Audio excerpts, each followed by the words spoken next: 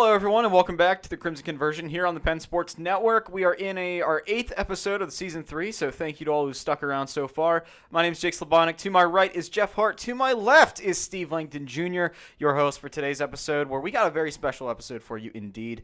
And we're going to be dissecting and previewing IUP men's and women's basketball. IUP men's basketball, they had an exhibition game already against Elon. We'll get to that a little bit. And women's will begin play this weekend with their PSAC MEC Challenge. So without further ado, guys, let's dive right into it.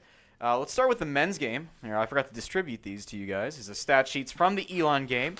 IUP falling 8 points short in overtime against Elon. I don't even know their mascot, but who cares? But despite the loss, there were some pretty good highlights that came out of it. Armoni Foster shined bright. New face Tommy Demogerontis, try saying that 3 times fast, had a good game as well. We got to see the debut of Dave Morris. We saw Malik Anderson and Chucky Humphreys now as the big faces for IUP men's basketball. Guys, what's your overall take from this game? We'll start with Jeff.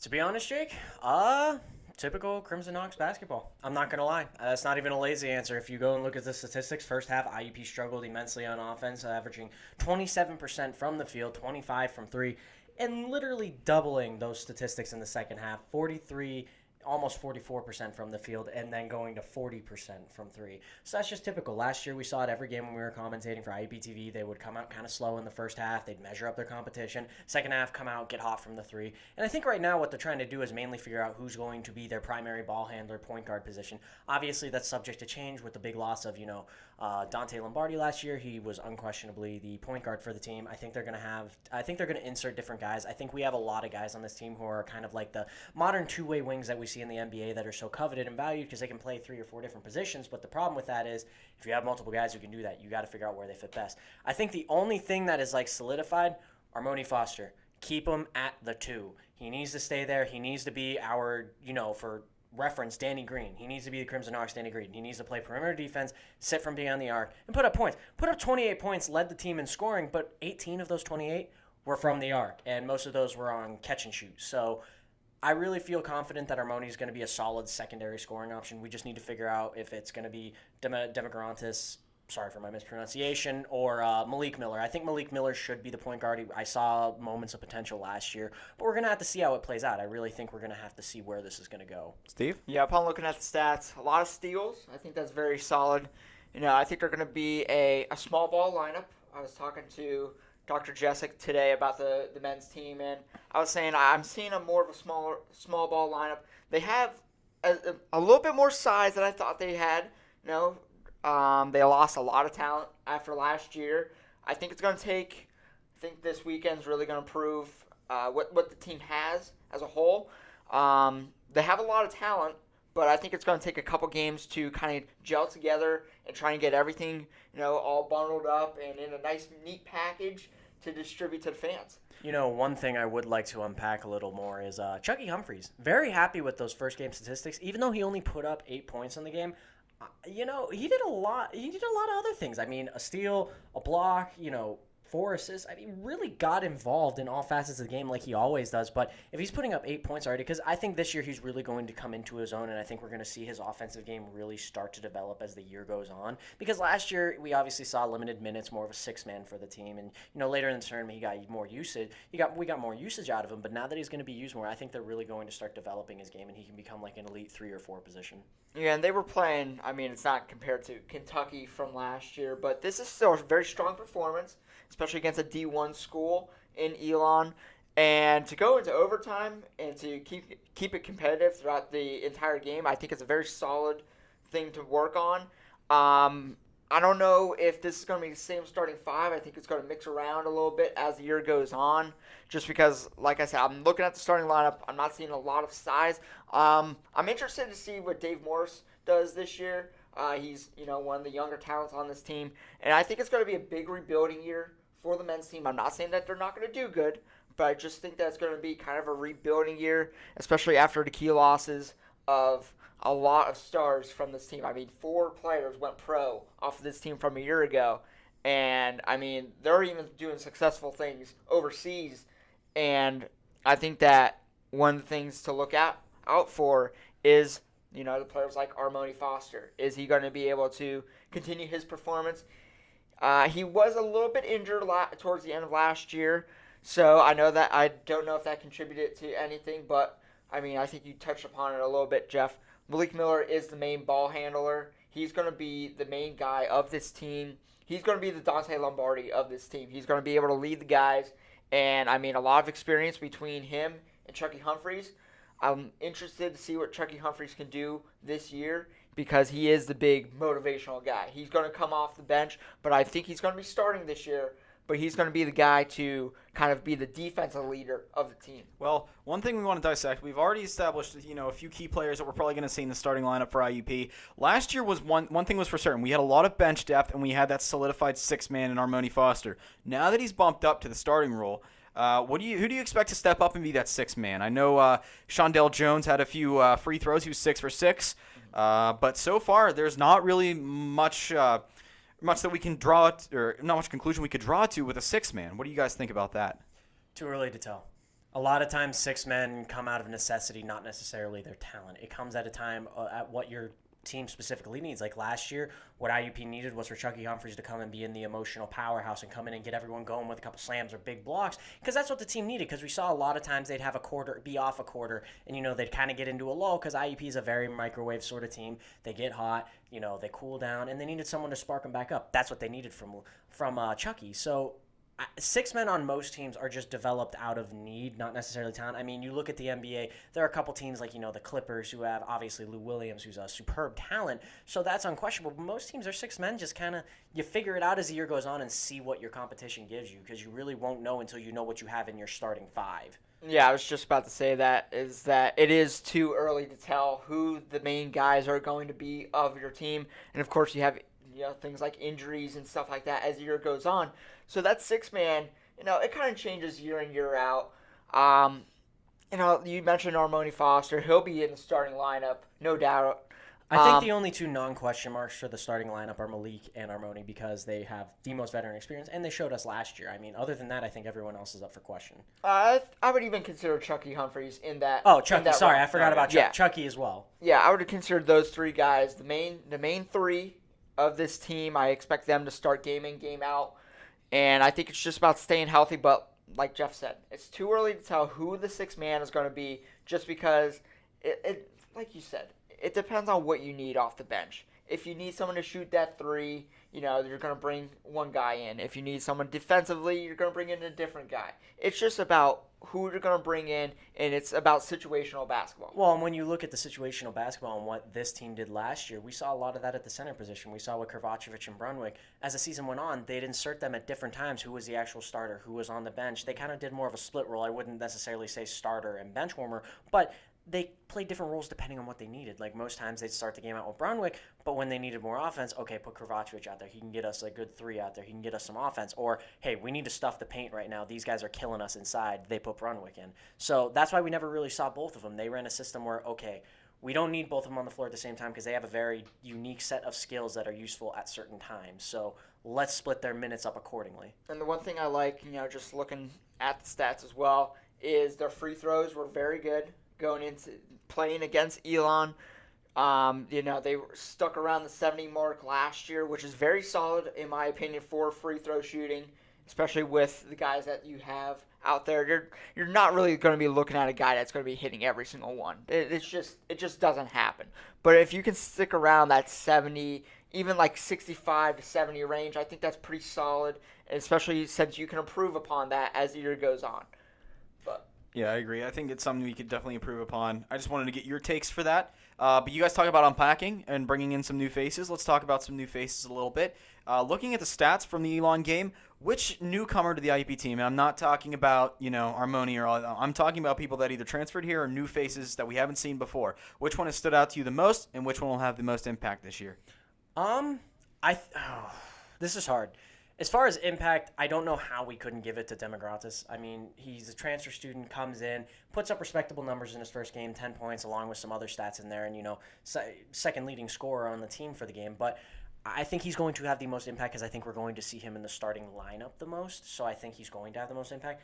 I was actually really impressed with Ethan Porterfield because he got involved in a lot of other aspects of the game. He got involved in the steal category, blocks, assists. He really got involved. It wasn't necessarily points. So maybe he could have potential as maybe being a six-man or guy you split minutes with someone else, because he seemed to me like, okay, he's facilitating his teammates. He's helping on other facets of the game other than offense. Because right now, I think we're a very offense-heavy team from what I've seen. Armoni can shoot. Malik can shoot. Chucky can play inside and play defense. So let's see what these other guys can do and help your teammates out and get it done on both sides of the floor. I'm going to go with another transfer, Dave Morris. I'm excited to see a lot of the young talent that's on this team, but also the transfers that are coming in. Like I said, it's a very young team, in my opinion. And, of course, you're going to have those mainstays, but I'm excited to see what Morris can do. I don't know if he'll be in the starting lineup heading into the weekend, just because he is a guard, and I think to have just a decent amount of guards in that starting lineup already. So I'm excited. It's one of those things that I'm excited to see what he can do, but I don't expect to see him in that starting lineup. So I expect him to come off the bench and produce. Well, you talk about guards. I mean, there's so many two-way wings on this team. I mean, everywhere you look, there's just a guy who can play the 2 or the 3 or even the 1 because of the ball handlers. Because, you look at Malik. I mean, last year he played the 2, but he obviously is going to be the primary ball handler, more like a 1. But everywhere you look, it's just guys who can play multiple positions because of their size and their offensive skill. Mm-hmm. Well, you mentioned size and skill, and I know you mentioned it before, Jeff. Ethan Porterfield, he's a true freshman, and he's standing at 6'8", 220, and got 21 minutes in this game against Elon. That says something, and that says just how much Coach Joe Lombardi really trusts his young talent on the team. I can't remember. Is Porter the one from IMG Academy? Because we did pick up a recruit from IMG Academy, which is a very prestigious school for athletics in Florida. The name is slipping my mind right now. I don't think it was Porterfield that we picked up. You said IMG Academy? Yeah, IMG Academy. We picked up a freshman from IMG Academy. I can't quite put a name. While you're looking for it, and if you can't, that's fine. But the thing is, I'm excited. I think this year it's almost sort of a retooling year. I think we're going to be very competitive. But the thing I like is the youth, Jake. You talked about the youth. We saw it happen with like Dante and Kobo and those guys. They came in young and you could see, ooh, this is a special group of guys we got coming up through the system right now. If guys like Porterfield or those guys can develop for a few years, they can be the building blocks for the next generation. Because you look at that. There was a big group of guys that left last year. They grew up, they kind of grew up playing together. Dante and Kobo were kind of like, they'd been with the team. They did a great job. You saw them get a lot of minutes, and you just saw, okay, these kids got something special. Let's see how they develop. And that's what happened. So it's really good to see that they have young ascending talent. Yeah, and it's going to be exciting to see how they progress throughout the season. Don't forget they play this weekend in the IRMC Hilton Garden Classic. Action starts Friday at, I believe, 6 o'clock at the KCAC, and then Saturday at 7, if not reverse it. But when we come back from the break, that was the men's analysis. When we come back, we'll step aside for our sponsors, and we'll analyze the women's basketball team as they head into action this weekend. This episode of the Penn Sports Network is brought to you by Crimson Hawk Rentals. Quality, convenient student housing now leasing for the 2020-2021 school year. Apartments now available near Johnson Hall. Tom's Pizza, authentic, handcrafted Greek food at affordable prices located on 7th Street in Indiana. Winner of the 2014 and 2005 IUP Pizza Fest, Tom's offers pickup, delivery, and or catering options. Call and order today. And Villa 2 Pizzeria, where pizzeria meets bakery, and you can experience the best of both worlds. The relaxed family-owned eatery offers sweet, thin-crust Gioio's pizza, traditional Villa pizza, wings, burgers, salads, and more. Delicious desserts are provided by Market Street Pastries in Blairsville. Check out their sweet treats such as macarons, cheesecake, cannolis, cream puffs, brownies, and more. Located at 720 Philadelphia Street, dine in, take it to go, or get your order delivered by calling 724-465-2002. Welcome back to the Crimson Conversion here on the Penn Sports Network. Jake, Jeff, and Steve here along with you. We just analyzed the men's basketball team and how we predict their season to go. But gentlemen, let's predict the women's basketball team now as they open up competition this weekend in the PSAC MEC Challenge. It all can be heard on 90.1 WIUP-FM for IUP women's basketball action. But we got a lot of returners this year. I think we kept most of the depth from last year, and I think we could definitely make another push toward the national playoff. Guys, what are your takes on it? Steve, you go first on this one. It's going to be tough to, come up to success that the teams from the last 2 years have put up. But, what I see on this team is a lot of size. Mardiana coming back. I'm excited to see what she's able to do just because, 2 years ago, had a very strong season, playing, kind of switching in and out with Brittany Robinson. But no, Brittany now graduating and move on. But I'm excited to see what Natalie Myers does. I think that's going to be the big name on this team. Natalie Myers, we saw her starting a lot last year, and she's able to shoot from just about anywhere. As far as the rest of the team goes, a lot of new faces, but some returning faces. Alexander had a very strong end to the season. I know, Jake, you were very excited to see what she was doing at the end of last season, but she is looking very strong heading into this year as well. And I expect her to get a lot more minutes compared to last year. She's able to shoot. Another player that's able to shoot from just about anywhere. But like I said, it's going to be very, very difficult to put up the success that the teams from the last 2 years have done. Could they make it to the playoffs? Absolutely. Absolutely. Especially when you're going into the season ranked 11th in the nation already. So right now, I'm going to have to see what happens this weekend just because the first weekend is always the toughest week just because you're getting back into game action. You're going against people that aren't in the crimson and gray, and it's going to be excited. I'm excited to see what they're able to do, but it's just going to be one of those things that we're just going to have to see and watch and just kind of make up our own decision on what this team could do compared to last year. Okay, so my biggest thing, I think we're set at the 4 and 5 position. Natalie Myers last year, even though her assigned position is guard, she got a lot of playing minutes at the 5 position. Lexi Griggs obviously did a great job at the power 4 position. It kind of was streaky at times, but we especially saw her come up in big moments and could really dominate the paint really well. This team, I don't see anyone on there that gives me hope of a primary ball handler with skills that Carolyn Appleby had. I don't think anyone realizes how much of an impact Carolyn had on that team. And what I mean by that is whenever they needed offense, Carolyn gave it to them. Carolyn led that team in almost offensively every way possible. She got every possession going. Lauren Walsick's going to be another one that hurts because that's along the perimeter. She was almost like the Armoni Foster of that team. Got you steals, got it going in transition. I kind of consider Courtney Alexander to exactly. be that person. I was already thinking Courtney Alexander. So that remains to be seen, though. We don't know how those players have developed yet. As of last year, Courtney Alexander looked like she could develop into a Lauren Walsick type of player where she's really good perimeter play, solid defense. But I don't know if anyone on the roster returning that replaces the production Carolyn Appleby needs. You need an orchestrator on offense. You need someone to lead that team, and perhaps that person is there. I don't see it. I think this is going to be a figure-it-out sort of year. I think Coach McConnell's going to do a great job coaching them. I think they're going to be very competitive. I wouldn't be surprised if they made the playoffs. And Brittany Robinson's another one. She really developed as the year went on. Here's the thing, though. This team is set up kind of like the 76ers. A lot of defense. I think this is going to be a very strong defensive team that's able to put points up, mid-range and in the paint. And, you have 1 or 2 shooters from outside. But I think it's going to be solely based on the defense. But here's my problem when you use the 76ers analogy. Who's your point guard? Ben Simmons. What does Ben Simmons do very, very well? Ball handling. Also, he orchestrates the offense and gets assists like crazy. That sort of system only works when you have a guy who can penetrate in the paint and dish it to your big men to get points, or big women, whatever you want to say. In this scenario, that works when you need a ball handler. And they might have that. I don't know who that person is. But last year, they lost Anna Holland. She graduated. That would be the person I think after, Carolyn to take that spot. But she graduated as well. I didn't see anyone last year who maybe Rachel Fink, someone, I don't know.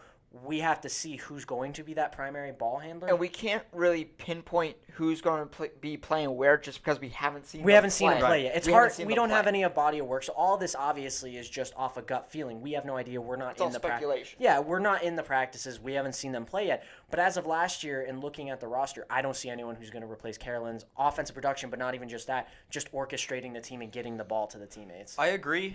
I do think that they could potentially fill the gap a little bit, maybe stop the bleeding, but you mentioned we have a solid 4 and 5 positions. if you ask me, I think Coach McConnell is going to split time between Michaela Lovelace and Courtney Alexander, because Courtney Alexander's been a deep three threat last year, but she got on a hot streak toward the end of the season. She didn't play much toward the beginning of the year. It was that little clip in the national playoff and then the end of the regular season where she really caught fire and started dominating from the three-point arc, started making her statement saying, I'm coming back next year. Michaela Lovelace has played a few times on the third string coming in, garbage time essentially, but playing as the ball handler for the third string. And she looked pretty well from what I saw last year. I don't know how you guys feel about that, but I'm not saying it's going to be completely solidified, but I think that we could definitely rebuild that sort of that area within a few games. I think we have talent. I think the one position that's going to be filled very easily is possibly the center position. Mardiana, I expect to be in the starting five.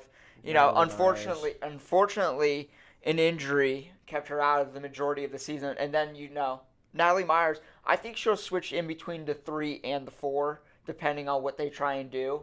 But, she's good from 3-point range. Yeah, she has 3-point range. I think last year with how much offense they needed more as like a big position, more sort of a 4-5. Mm-hmm. So that's subject to change. But when you talk about Michaela Lovelace, you're right. She looked good against the threes, and after the team had already thoroughly lost at that point. I mean, anytime she came into the game, the Hawks were already up by a solid 15 to 20 points with only a few minutes left, which obviously good. You can come in, but not even just from a lack of competition perspective because they have been morally deflated. It's more a matter of like no one's they're not. It's also there's no pressure. That's my point. On top of the competition probably not playing up to par, depending because it's hard when you're getting blown out by a team. This team was stomping teams. Last year it was ugly. They were beating people by 40 or 50 every time. And when you're a team going up against that's deflating. But not only that, there's no pressure in that sort of situation. How are you going to handle when you are the primary ball handler? You are orchestrating that team. In every moment, in the big moments, how are you going to handle it then? And she might be able to. We don't know that yet. So, it's really hard. This is all speculation because we don't have that body of work yet, and we haven't been able to talk with Coach McConnell or the players yet. And both teams should be able to go into this weekend. On paper, they should be the better team, but I think for both teams, this is just going to be a nice learning curve. And I think that's what you need in the beginning part of the season. You need these kind of games to try and get the legs flowing, get the energy pumping and everything like that. So I think this is going to be a telltale sign on what we should expect from the teams moving forward after this weekend. Well, let's on a high note and a little bit of a hot note. The season begins this weekend for them. They play 2 games, one on Saturday, one on Sunday for the PSIC MAC Challenge. Saturdays against Davis and Elkins, and Sundays against West Virginia Wesleyan, who no stranger to us. We've seen them perform before. Just on a quick note, what are your guys' impressions for this weekend? What do you think we're going to see, and how do you think these games are going to pan out? Much like the men's team, I think we're going to see a lot of different looks from the team because this is the part of the season that really isn't that pivotal. It's very early. You're very much feeling out not only the other teams, but your own players. It's a beginning. Basketball is a marathon. It's not a sprint. It's not like football where game one, every game matters. You only have NFL 16 games to get done. You got to get done right away. Basketball's a longer season. It's a bit of a grind. So Coach McConnell's very tactical and very smart with his approach on how he plays different teams. I think we're going to see a lot of zone defense like we saw at the beginning of the year last year. As he's feeling out, it's easier to play zone when you don't know who your primary good defenders are and who you're going up against. So I think we're going to see a lot of that. And I think we're going to see a lot of defense turning into offense. I think that's what Coach McConnell's going to look to do. We saw that a lot earlier in the season, and then as we figured out who the offensive stars were, then we sort of weaned off of that a little bit. Do you think they're going to win this weekend? It remains to be seen. I think they have as much. Just a hot take. I think they will. Yeah. All right. It's hard to know because I haven't watched the other teams either this season. Yeah, and I expect the women's team to come out with like you said, the zone coverage. But I'm expecting kind of like that full court press as well. We saw that instilled a lot into the players last year, and I'm going to make a hot take. I'm going to say that both teams win both games, but I'm going to say that they win by double digits each game. I'm feeling very confident against the competition that they will be going against. Not to discredit the competition that they're going against, but I just feel as though IEP has trained for a long time to make this team work together, and I think they're going to produce a big weekend for both teams. I think they have very much potential to do so. So when I'm hesitant to give an answer, it's more or less because I don't know the competition that well because I haven't seen them play or done, I haven't seen their players from the year before that much. We only see them a few times. And whether you're the number 1 team in the nation or the 100th team in the nation, you start out with a 0-0 record. Yep. You never know what's going to happen. Level playing field. Absolutely. Well, it's going to be interesting to see how it pans out. It's going to be a fun-filled basketball weekend here in IUP and Crimson Hawk Nation. Men's tip off on Friday and women tip off on Saturday. Catch the women's action on 90.1 WIUP FM. I think U92 is doing the men's games. Check out IUP Athletics for media information if you can't make it. If not, then come and celebrate and cheer on your Crimson Hawks. And if you can't make it at all or can't tune into the media coverage, Jeff will be covering the women's basketball team this year. Steve will be covering the men's team, so you know you're going to see some good content no matter what you do here in the Indiana community. But that'll do it from us. Hopefully the basketball teams do well this season. I think they will. But from all of us here, I've been Jake Slabonic alongside Jeff Hart, Steve Langdon Jr. here on the Crimson Conversion on the Penn Sports Network. New episodes released every Thursday morning at 10 a.m. We will see you next time here on the Crimson Conversion.